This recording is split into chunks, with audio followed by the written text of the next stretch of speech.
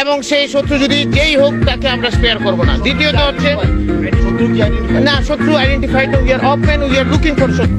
বাংলাদেশ জুড়ে হঠাৎ আলোচনায় সাবেক স্বরাষ্ট্র প্রতিমন্ত্রী লুৎফুজ্জামান বাবর।